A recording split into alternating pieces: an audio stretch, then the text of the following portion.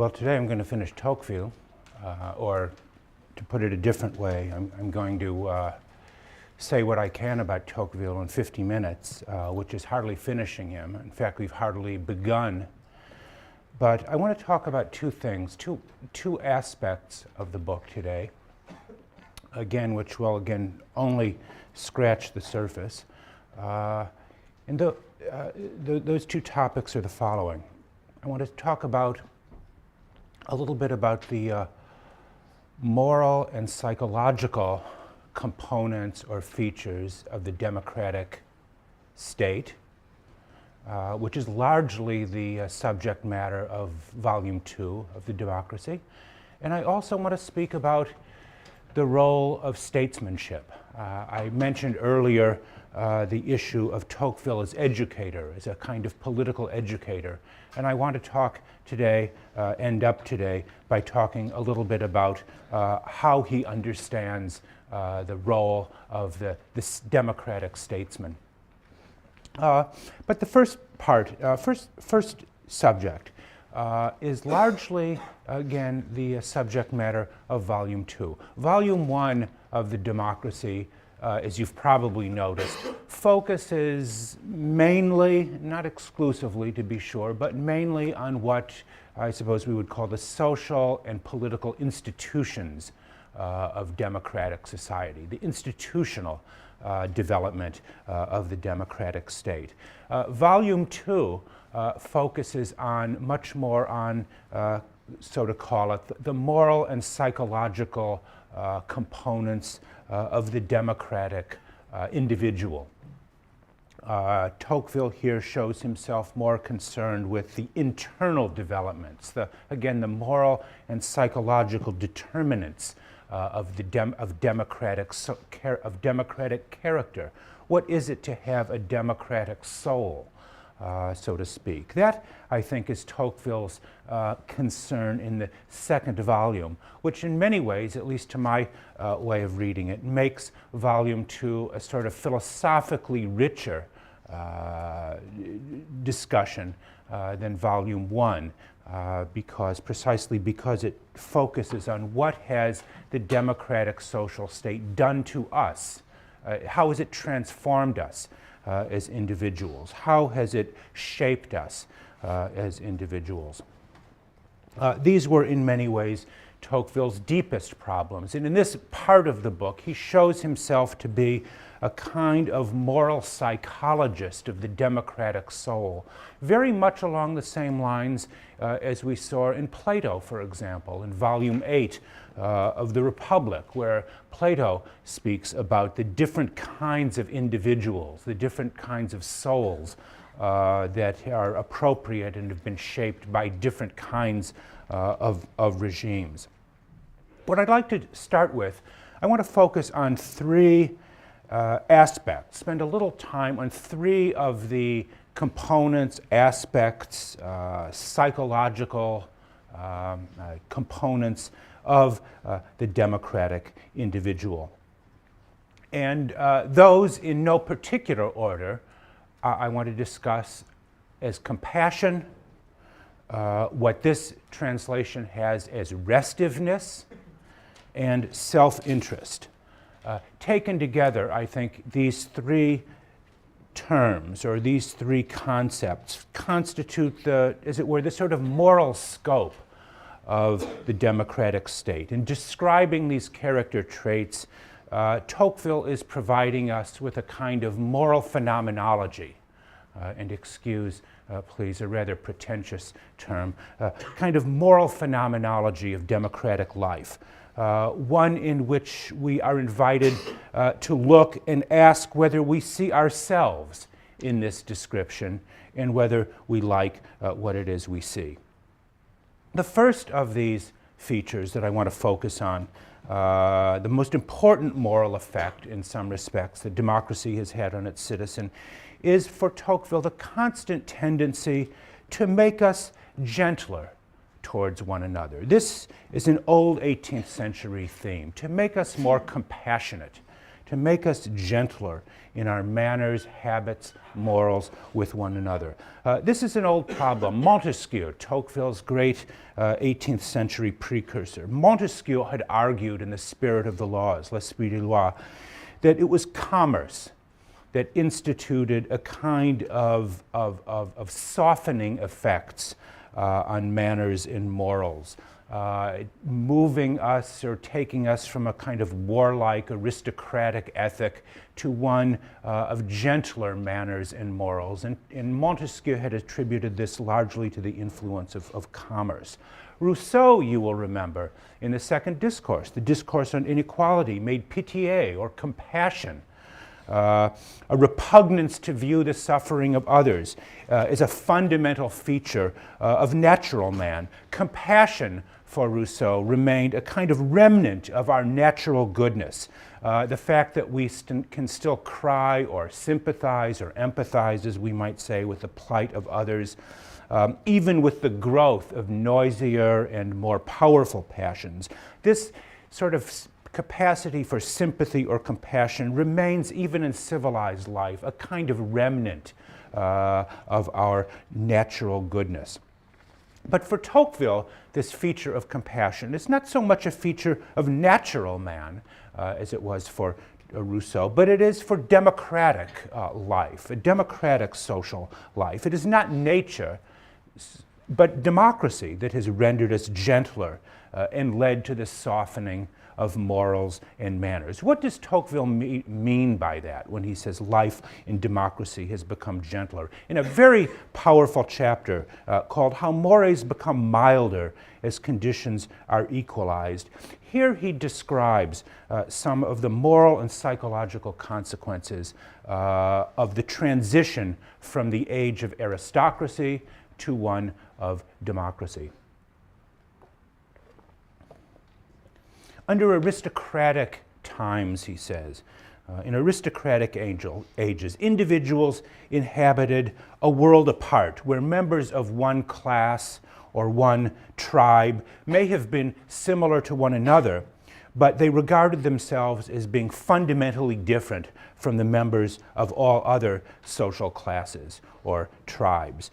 This did not so much render people cruel, but it did render them indifferent to the pain and suffering of others outside their group. Under democracy, however, he says, where all are equal, all of us tend to think and feel in nearly the same manner. We no longer make or imagine these kinds of distinctions. The moral imagination, so-called, of the democratic citizen is able to transport itself into the positions of others more easily than individuals living in aristocratic times. All become alike, or at least all are projected or perceived as being alike in our range of emotions, sensibilities, capacities for moral sympathies. As people become more like one another, Tocqueville says, they show themselves reciprocally compassionate regarding their miseries, and the laws of nations become milder. The laws of nations become milder. They show themselves reciprocally compassionate to one another. That transformation of one of the key ethics of social life for Tocqueville has had profound effects on us. It has certainly made people gentler and more civil to one another. Such things, he tells us, as torture, deliberate cruelty, sort of spectacles of pain and humiliation that were once so much a part of everyday life have largely been eliminated from the world. I say largely, not entirely, to be sure. We more readily identify ourselves with the pain or suffering of people possibly in very different parts of the world, parts that we've never seen and may never visit. Consider, for example, our response to the victims of the tsunami in Indonesia or the genocide in Darfur. All of these events affecting people in places, again, where we may never go, nevertheless seem to have a claim on our moral sympathies. President Bill Clinton profoundly captured this sense of enlarged moral sympathy when he told his audiences, "I feel your pain." Remember, I don't know, you probably won't remember that, but you've probably heard the expression. It seems to show a kind of enlargement of the moral sympathies, being able to put oneself in the position of others who one doesn't know and may never meet. This is all a part of what Tocqueville understands, the softening of morals under a democratic way of life. And Tocqueville clearly regards this in many ways as a moral progress of sorts in our unwillingness to tolerate policies of deliberate cruelty. And his statement, perhaps premature, that Americans of all the people in the world have succeeded or almost succeeded in abolishing the death penalty. Not quite true. But nevertheless, maybe more truer then than it is now. In democratic centuries, he says, men, but all of this compassion, here's the problem. Here's the problem. All of this compassion comes still at a price. In democratic centuries, he writes, men rarely devote themselves to one another, but they show a general compassion for all members of the human species. They rarely, he says, devote themselves to one another. This sort of generalized sympathy is genuine but soft. My ability to feel your pain does not really require me to do much about it. Compassion, you might say, turns out to be a rather easy virtue. It suggests sensitivity and openness. It implies caring without being judgmental. It is not entirely relativistic, but it certainly refrains from imposing one's own moral judgments and way of life upon others. Does Tocqueville believe that democratic peoples are in dangers of becoming too soft, too morally sensitive, too incapable of exhibiting the kind of harsher, what we might call more aristocratic virtues of nobility, of self-sacrifice, of love of honor that formed the moral code of previous times? Well, the answer to that question is yes. He surely did believe that was becoming the case. Compassion is for Tocqueville in many ways an admirable sentiment. And again, it is one likely to expand our range of moral sympathies. But there is something called a kind of misplaced compassion that Tocqueville is very fearful about. Compassion is a virtue, but it carries with it, like every virtue, its own particular forms of misuse. For example, when compassion becomes a standard by which to express our forms of moral superiority to others. I mean, consider the following. To be accused today, particularly on places like college campuses, to be accused of insensitivity to others, to some kind of moral insensitivity, is among many of us considered one of the worst moral crimes imaginable. We must all care, or at least we must all pretend as if we care, yes, or must be seen to care about the plight of others much worse off than ourselves. And the result of this, and I think this is Tocqueville's point, seems to be to create new moral hierarchies of compassion, where one's superiority is demonstrated by our heightened sensitivity and feeling for others. And it is precisely this kind of misplaced compassion, asking the question, who is the most sensitive among us? A very Rousseauian type question. This kind of misplaced compassion that is, I think, one of the psychological determinants of what we would call today political correctness. Obviously a term Tocqueville does not use, but you might think of the way in which the language of pity, compassion, sensitivity has so much shaped our moral vocabulary, ways of thinking about ourselves and judging others. If you don't believe me, watch almost any daytime afternoon show like Oprah or any of these other shows, and you'll see exactly what I'm talking about. Of course, you've all seen these shows. I think many more times than I have, but nevertheless. Compassion. This is the first or one feature of democratic social life. But it is not the only one. It is connected, or at least it exists alongside another. And at the core also of the psychological life of modern democratic citizens, Tocqueville writes, is a profound sense of uneasiness, of anxiety, that Tocqueville calls by the French term inquiétude, a word that maybe is difficult to translate into English. Inquiétude, anxiety. In an earlier translation, this was called restlessness. In this particular translation, you have restiveness, to indicate the sort of perpetually dissatisfied character of the democratic soul. I mean, in many ways, the democratic soul, like democracy itself, is never complete. It is always a work in progress. And this feeling of perpetual restlessness for Tocqueville is tied to the desire for well-being, and by that he means particularly material well-being. It is the desire for happiness, measured largely in terms of material happiness, that is the dominant drive of the democratic soul.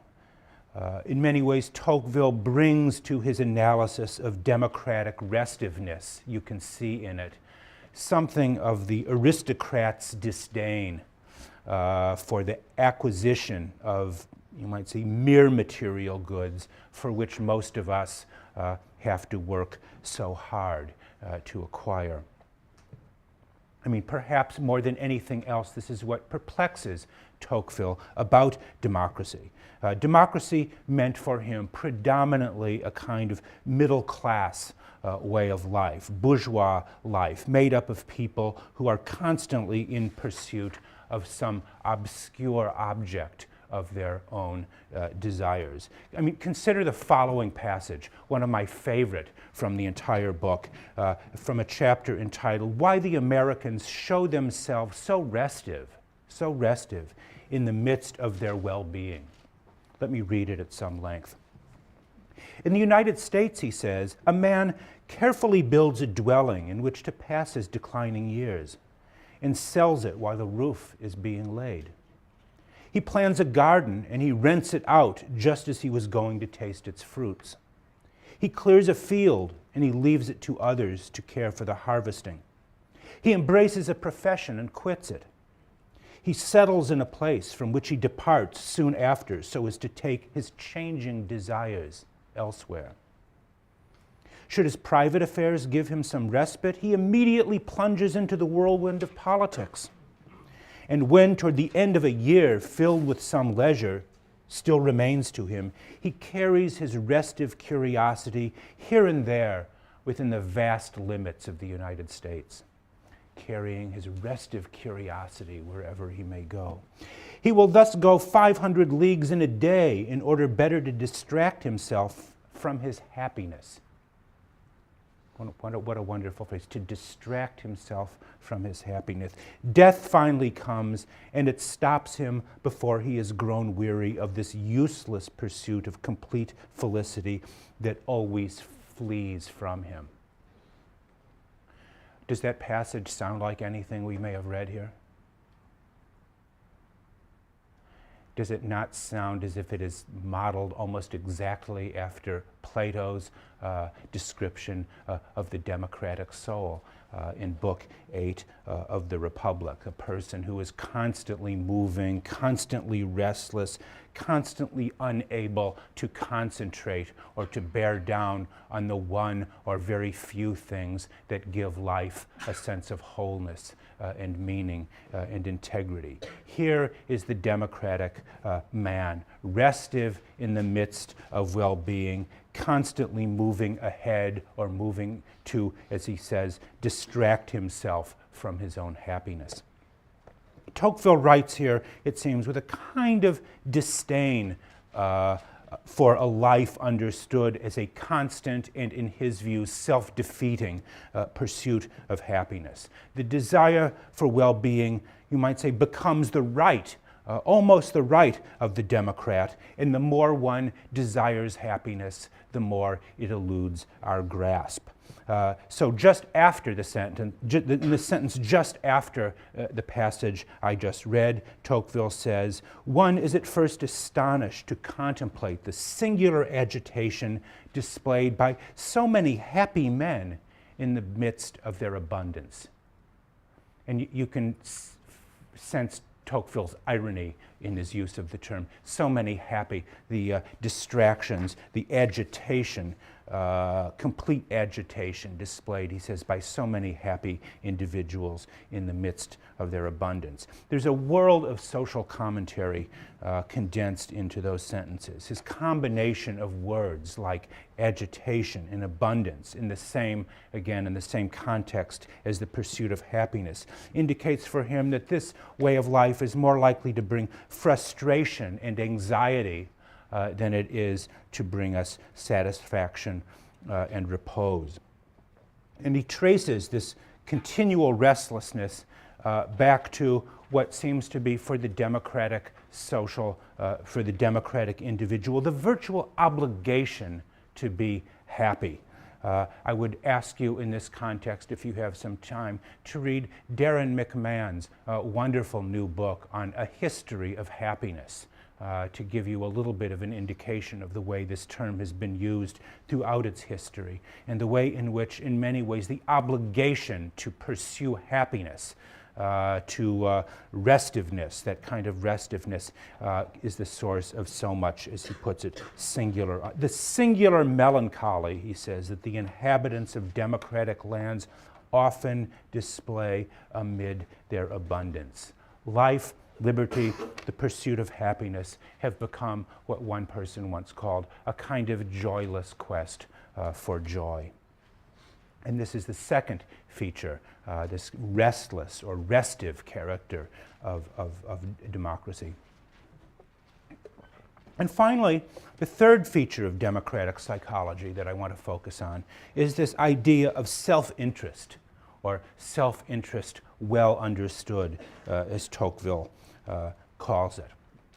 This is a doctrine with which everybody is familiar, from courses on moral psychology, on utilitarianism, to modern courses in economics and game theory and other things, where the term self-interest is regarded almost as sort of a talismanic, has the almost talismanic properties of explaining all kinds of human behavior. But Tocqueville means something very specific by self-interest, or self-interest well understood. It is in one sense the kind of, you might say, everyday utilitarianism, not in any strict sense of the term, with which we are instinctively familiar when we hear or are told things like honesty is the best policy and things like this. It seems simple and obvious enough, but it in fact has a very complex and difficult history.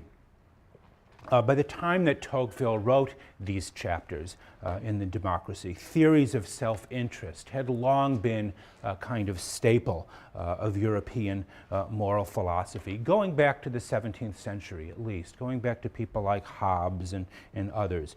The question is, what work does this idea, this concept of self-interest, rightly understood, do for Tocqueville? In the first place, he understands it somewhat differently than I think we would. When we hear the term self-interest, we are likely to think of it as opposed to, or to think of its antonym as indicating some kind of altruism. While interest or self-interest is thought of as inherently self-regarding, altruism or something like that is in other regarded an other regarding disposition, regarding the welfare, well-being of others. But when Tocqueville talks about self-interest, self-interested behavior was put forward by him as a kind of comprehensive antonym to behavior motivated by vanity, by honor, and above all by the concept of glory. Terms, remember, thinking going back to Hobbes in some way, and Hobbes is concerned to replace ideas of vanity, vainglory, and pride with a notion of, fear of death, kind of self-interested behavior. While glory was for Tocqueville and others associated with war and warlike pursuits, interest, self-interest, was invariably associated with commerce and peaceful competition. In contrast, in other words, to the aristocratic concern with fame and honor, self-interest was regarded as a relatively peaceful or harmless disposition, leading us to cooperate with one another for the sake of common ends. The pursuit of self-interest has a kind of unmistakably democratic and egalitarian impulse behind it. The pursuit of self-interest is something literally everyone is able to follow, even while such things as honor and glory seem to be by nature unequally available to different people.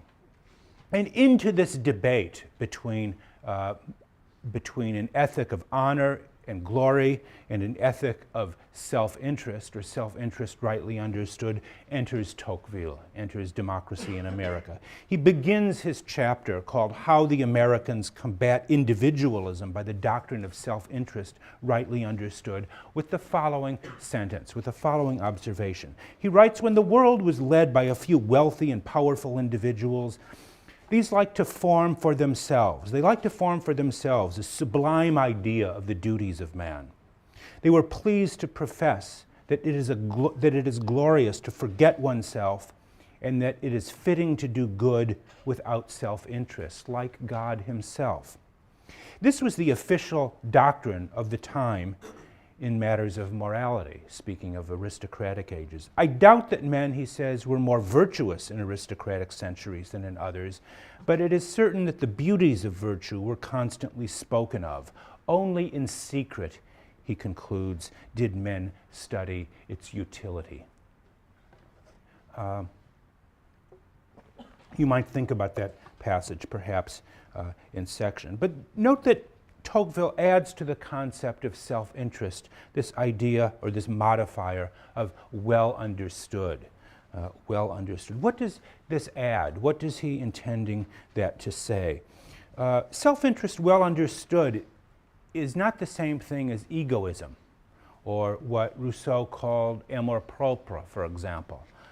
It is not the desire simply to be talked about, to be looked at, to be first in the race of life, in that way. Rather, self-interest is connected, and self-interest well understood is connected to this passion for well-being and the desire to improve one's conditions that remain for Tocqueville a very important wellspring of human actions. But it is important to remember that these are not the only desires, or these are not the only motives for action. Tocqueville probably is distinguished from many social scientists today by suggesting that self-interest well understood is not some kind of universal determinant of human behavior. It is not something universal. It is a product of a particular social state, a particular, we might say, the democratic social state. He is not, in this sense, a kind of moral or psychological reductionist who wants to see one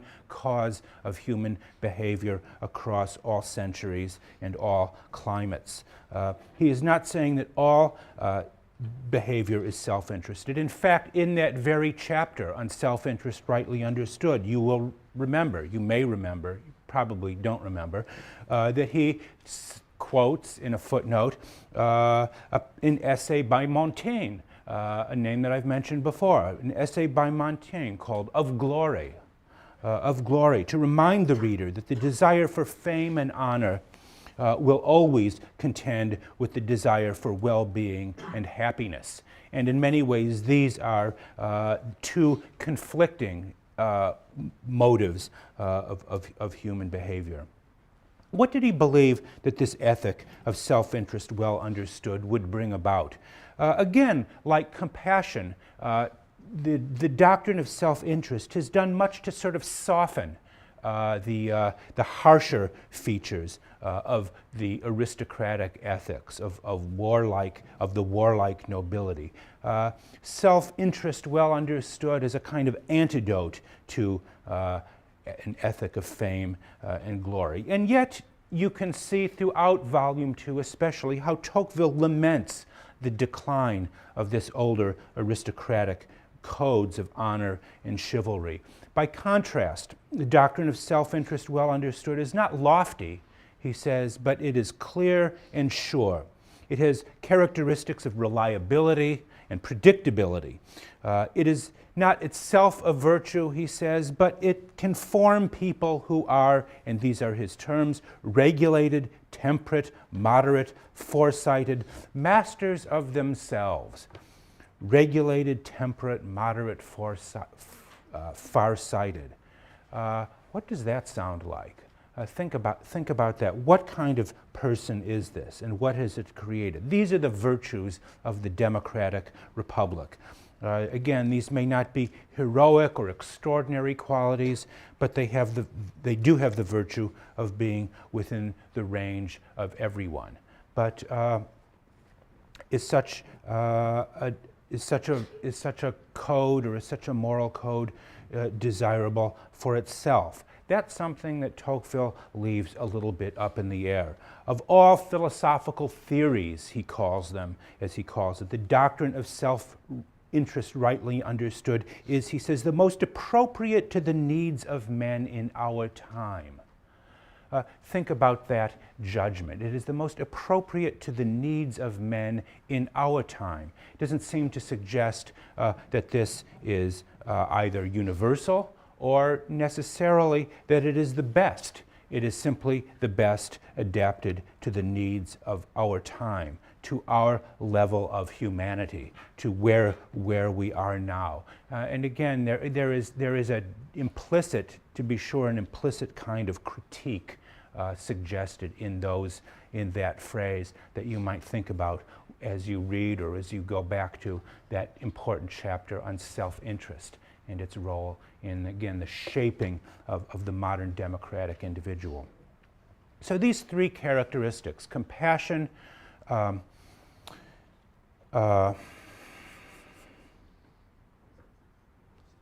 was the other one?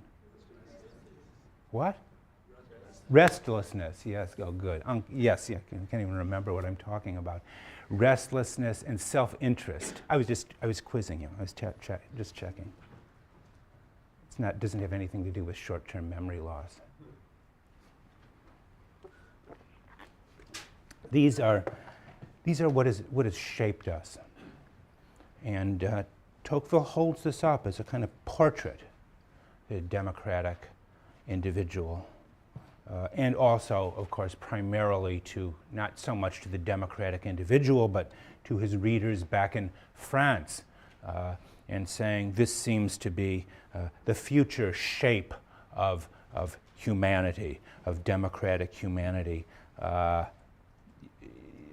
We need both to adapt to it in some ways. We have to both recognize that this is what's coming and adapt to it, but we also have to be, to some degree, wary of what is coming and what kind of people we may create out of ourselves, what may be created.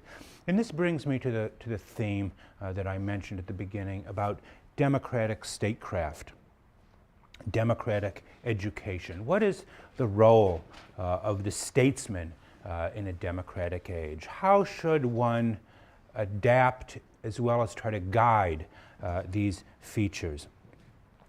Democracy in America is a work of political education, a supreme work of political education, addressed to leaders or potential leaders, not only for Tocqueville's time, but for the future.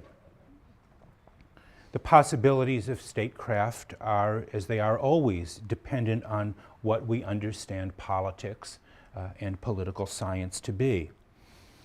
What is it? In the introduction to the book, in one of those characteristically epigrammatic sentences, and you should be attuned to these, Tocqueville often likes to give these one-sentence paragraphs to highlight an idea, to really make it stand out. I don't recommend it for you. But for him, he takes one sentence and can make it, turns it into a paragraph. He talks about this book, he says, is a new political science for a world altogether new. That statement has to jump out at you at the page. What is this new political science? A new political science, again, in some ways following Machiavelli, who had, that departs from the ancients, but perhaps also from his modern predecessors too, like Machiavelli and Hobbes or Locke and Rousseau. What is the distinguishing feature of the political science for a new democratic age, for a world altogether new? Tocqueville's new political science, let me suggest to you,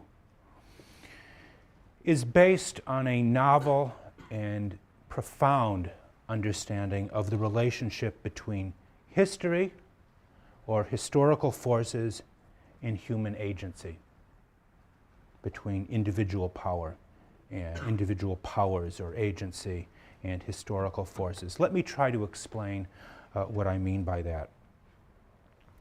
As any reader of The Democracy quickly notes, even from the opening pages of the book, Tocqueville attributes a kind of providential power to history.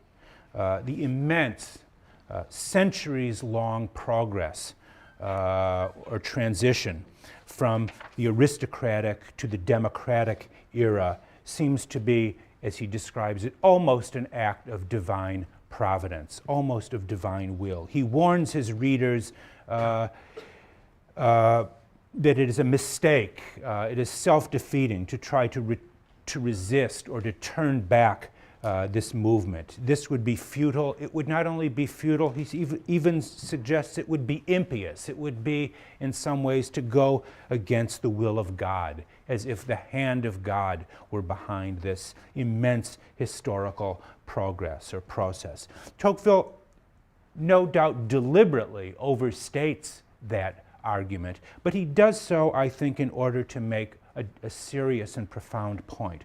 Our politics are deeply embedded within long structures of human history that we can do little to alter and escape. We seem to be deeply embedded, we as individuals, deeply embedded within these structures. This is to use a term that modern political scientists often use to describe this, it is an argument from what is often called path dependency, that we are, again, deeply embedded within historical processes, tendencies, paths of development that we can do little to resist or control. And in many ways, you will find Tocqueville often writing as if he is some kind of historical or sociological determinist, allowing little room for individual initiative or agency. Words like fate, destiny, tendency are frequently used throughout the book to underscore the limits of political action. It would even be an interesting experiment to go through the book page by page and find how many examples of those kinds of words, tendency, fate, destiny, these kind of deterministic words that suggest irresistible movement of history. How many times he uses this and in what context. And he frequently offers predictions throughout the book on the basis of what he regards to be underlying historical and social trends. You can hardly read a page of the book, sometimes not even a paragraph, without finding in it some kind of prediction based on these trends. I would ask you, if you have time, go through the book, you don't have time this semester, maybe it will be a great senior essay later on, to go through the book and find examples, as many as you can, of, again, predictions that Tocqueville makes on the basis of these historical, this claim about historical forces. And much of this seems to deny, taken literally, much of this would seem to deny the role of independent human initiative or statecraft in history. Consider the following passage from pages 154 and 55 of your translation. Here's what Tocqueville writes about the statesman.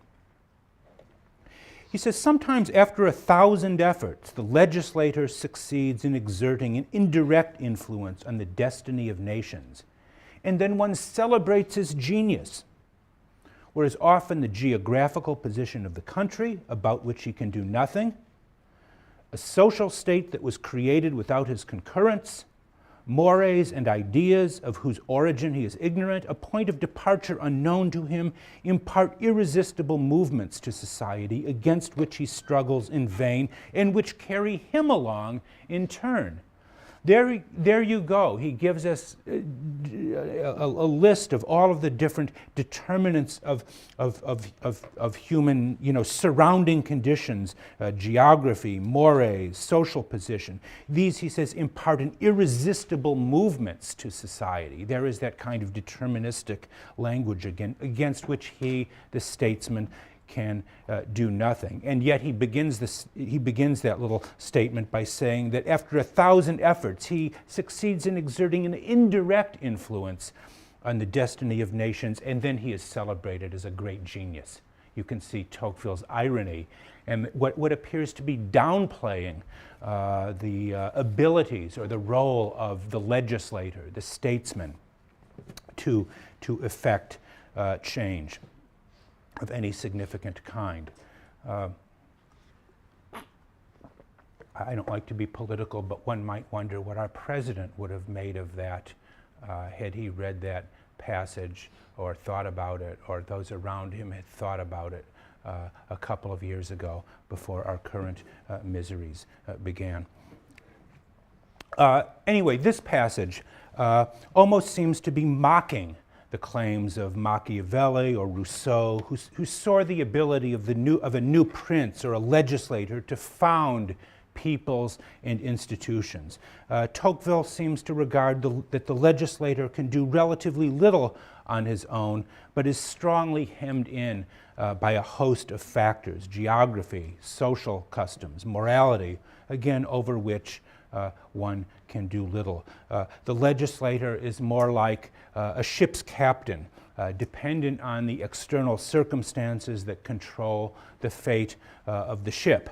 And he even goes on to say, the legislator resembles a man who plots his course in the middle of the ocean. Thus he can direct the vessel that carries him, but he cannot change its structure, create winds, or prevent the ocean from rising under his feet. All of this seems to be on the side of those historical features that limit what we can do.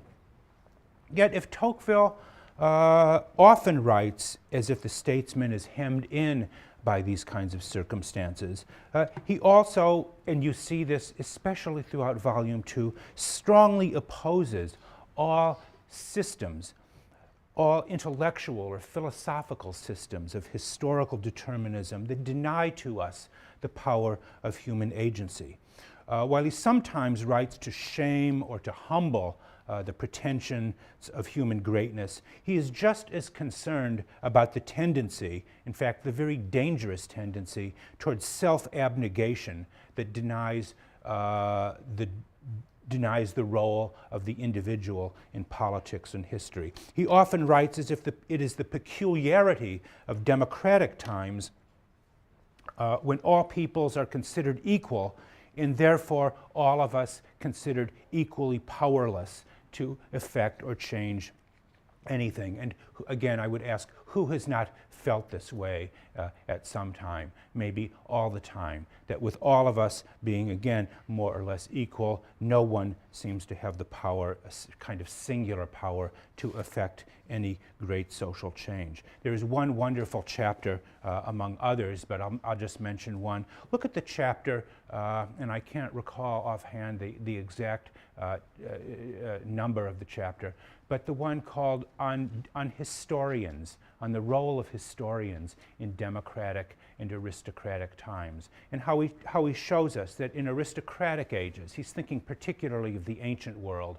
historians attributed to extraordinary individuals all the power to affect nations and change nations. But in democratic times, in modern times, we tend to think of historians, and one might also take his term historian to include social science as well. We tend to project systems which deny the power, the unique power of the individual. We are all products of vast, you might say, historical or causal circumstances over which the individual has no control. Think of the way in which Marxism, again, denies the power of the individual. Freudian analysis sees all of our desires and motives as determined by forces over which we have little control. All kinds of economic theories of development, again, which see us all acting under certain kind of uniform rules of human behavior. Where is the room for the individual? That chapter is a wonderful illustration of Tocqueville's general point. So what is then his teaching? And more specifically, what is his advice for the statecraft of the future? And it seems that by the end of the book, Tocqueville is walking on a very narrow tightrope. He wishes to convince his contemporaries that the democratic age is upon us, that the transition from aristocracy to democracy is irreversible, that it cannot be resisted, and that what he calls the democratic revolution is an accomplished fact. And yet at the same time, he wants to instruct us that what form democracy will take in the future will very much depend on will, on intelligence, on what he sometimes calls enlightenment, and especially on individual human agency. What form democracy will take. Democracy may be inevitable.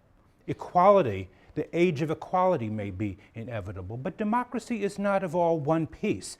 It depends not just on impersonal historical forces, but on what you might call the active virtue and intelligence of individuals, ranging from self-interest rightly understood to honor and ambition. Democracy can still take many forms, and whether it will favor liberty or be favorable to liberty or to some kind of collectivism is for him very much an open question.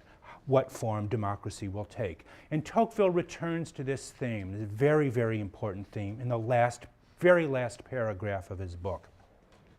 I am not unaware, he tells his readers, that several of my contemporaries have thought that peoples are never masters of themselves here below. There's little we can do. We are never and that they necessarily obey I do not know which insurmountable and unintelligent force born of previous events, the race, the soil, or the climate. Those, he says, are false and cowardly doctrines that can never produce anything but weak men and pusillanimous nations.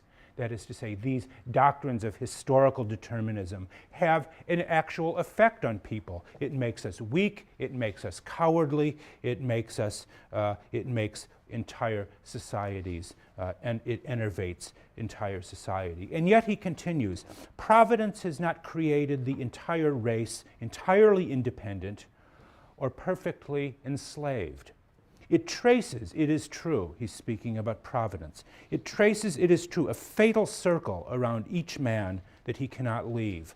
But within this vast limits, man is powerful and free. So too, he says, with people. Tocqueville leaves us, in other words, not with a solution, but rather with a paradox, or I would say a challenge for us to consider. We are determined but not altogether so. The statesman must know how to navigate the shoals between historical, social, and cultural forces over which we have no say, and those matters of institutional design and moral suasion that are still within our power to effect. Politics, as intelligent people have always known, which is not to say all people, to be sure, but as intelligent people have known, is a medium that takes place within language. It is a matter of providing people with the linguistic and the rhetorical abilities both to construct their pasts and to imagine their futures. It is language, going back to Aristotle, it is logos, it is language that gives us a latitude, an ability to adapt to changing circumstances and to create new ones. Tocqueville provides us, living in a democratic age, with the language to shape the future of democratic societies. What we do with that language, how we apply it to new circumstances and conditions that Tocqueville could never have imagined, will be, of course, entirely up to us. And on that note, I have to end Tocqueville, and Wednesday I'll see you for our last class, and I'm going to talk about where we go from there.